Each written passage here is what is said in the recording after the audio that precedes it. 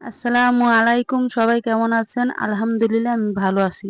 আমি আজকে রান্না করব বেগুন দিয়ে চাপিলা মাছ। এখানে আমি সব মসলা নিয়ে নিছি।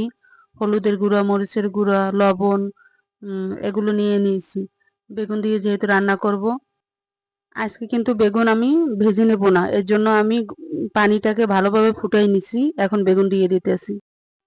এই মাছটা তো খুবই স্বাদ। তার মানে এই মাছটা আমাদের ঘরে অনেকগুলো ছিল। আজকে মাছটা মনে হয় শেষ। এজন্য আজকে বেগুন আছে, মনে করলাম যে বেগুন দিয়ে রান্না করে দিই। এখন বেগুন দিয়ে এই মসলা-টসলা সব একবারে নিয়ে নিছি। এখানে সব মসলাই আছে। পানিটা যদি না ফুটে যায়, বেগুন যদি আগেই দিয়ে দিই তাহলে কিন্তু বেগুন আবার শক্ত হয়ে যায়। এজন্য পানিটা ফুটে গেছে, তারপর আমি বেগুনটা দিয়ে দিছি।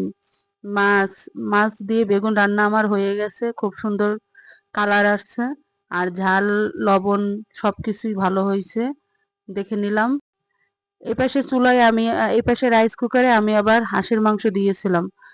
যেহেতু আমার হাতে সময় ছিল না, তাহলে এখন থেকে যে চুলায় তাড়াতাড়ি রান্নাটা শেষ হয়ে গেছে, তারপর আমি হাঁসের মাংসটা আবার চুলায় নিয়ে আসলাম। রাইস কুকারে তো রান্না করা যায়, কষাইতেছিলাম, তার জন্য এখন মনে করলাম যে চুলাতে আবার নিয়ে এসে ঢেলে দিই। আমি কিন্তু গোশগুলোরে সুন্দর করে কষাই নিয়েছিলাম। কষানোর পরে আমি পরে আলু আবার দিয়ে দিয়েছিলাম, একটু হয়ে গেছিল। আমি আলু আবার দেওয়া হয়ে গেছিল, সেটা ধরা হয় না। আলু দেওয়ার পরে আমি কিন্তু রসুন সুন্দর করে পরিষ্কার পরিচ্ছন্ন করে ধুয়ে 3টে রসুন আমি দিয়ে দিছি। আমার এই রসুনগুলো দেওয়া হয়ে গেছে। এখানে কিন্তু কলিজা আমি রেখে দিয়েছি, পরে দেব, কারণ কলিজাটা যদি আগেই দিই তাহলে কলিজাটা গলে যাবে। এই কলিজাটা একটু আমি গরম পানি দিয়ে ভাপ দিয়ে নিছি, তাতেই আমি কলিজাটা একটু শক্ত হয়েছে। কলিজা খেতে তো খুব মজা লাগে আমাদের কাছে, এজন্য বেশ কিছু কলিজা জমাইয়া বেশ কিছু কলিজা একসাথে করে রেখে দিয়েছিলাম, ওইগুলো এখন রান্না করলাম। কলিজা কিন্তু স্বাদই অন্যরকম। আর কলিজাটা দেওয়ার পরে তরকারিটা কালারটা কিন্তু কালো হয়ে যায় কেমন যেন। এর জন্য কলিজাটা আমি আগে সিদ্ধ করে নিয়েছি। হাঁসের মাংস জিরে না দিলে কিন্তু হয় না। শেষের দিকে এই জন্য জিরে একটু দিয়ে দিলাম, গরম করে নিলাম জিরাটা। সুন্দর করে জিরাটা ভেজে বেটে নিয়ে গুঁড়ো করে নিছি। এখন উপরে দিয়ে আমি দিয়ে দিতেছি। মাশাআল্লাহ, আজকে হাঁসের মাংসটা খুব দারুণ হয়েছে খেতে। দেখেই তো বোঝা যাচ্ছে কালারটা অনেক সুন্দর হয়েছে। আর খেতেও মাশাআল্লাহ খুব সুস্বাদু হয়েছে। যাই হোক, আমার হাঁসের মাংস রান্না করা হয়ে গেল। খুব সুন্দর হয়েছে। হাঁসের মাংস তো আমরা সবাই রান্না করি, কিন্তু পরিষ্কার পরিচ্ছন্নতা ভাবে রান্না করতে গেলেই তো কষ্ট। একটু দেরি হলেও পরিষ্কার পরিচ্ছন্ন করে রান্না করলে ওটা খেতেও রুচিতে নিজের কাছেও ভালো লাগে যে না পরিষ্কার পরিচ্ছন্ন আছে, আর খেতেও মজা হয়। তাই আমি সুন্দর হাঁসের মাংস খেতে কিন্তু অনেক মশলা প্রয়োজন হয়। বেশি মশলা না দিলে কিন্তু হাঁসের মাংসটাও কেমন যেন লাগে। হাঁসের মাংস খাওয়া মানেই অনেক তেল, ঝাল, মশলা দরকার। পরিমাণ মতন এগুলো না দিতে পারলে হাঁসের মাংসটা কিন্তু সুন্দর হয় না। যাই হোক, অনেক মশলা দিয়েছি। সুন্দর মতন সব মশলা আমার পরিমাণ মতন হয়েছে।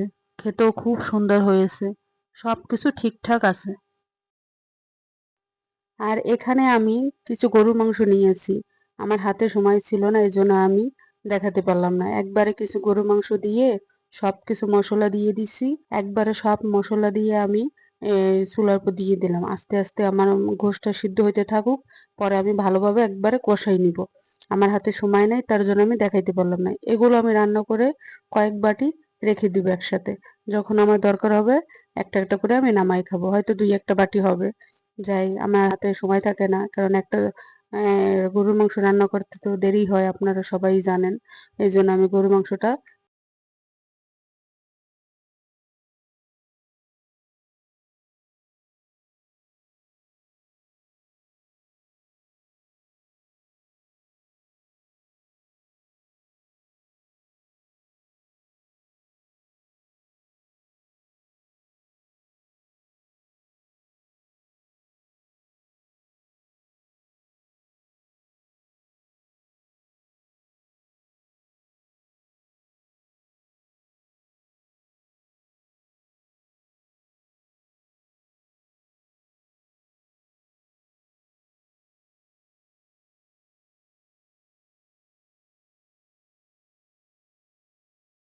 এগুলো রান্না হয়ে গেলে আমি ফ্রিজে বক্স ভরে রেখে দেবো। যখন আমার অল্প অল্প যখন আমার দরকার হবে একটা একটা করে নামাই নিয়ে 2-1টা করে রাখবো বক্স।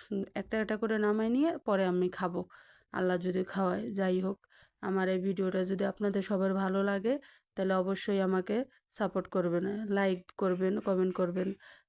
আমার ভিডিওটা আপনারা দেখবেন। আমার রান্নাগুলো কেমন হয় আপনারা সবাই আমাকে বলবেন, আমার পাশে থাকবেন। আপনাদের দেখার অপেক্ষায় রইলাম। আল্লাহ যদি বাঁচায় রাখে আবার আগামীকালকে দেখা হবে। আল্লাহ হাফেজ, ভালো থাকবেন সবাই, এই দোয়া করি।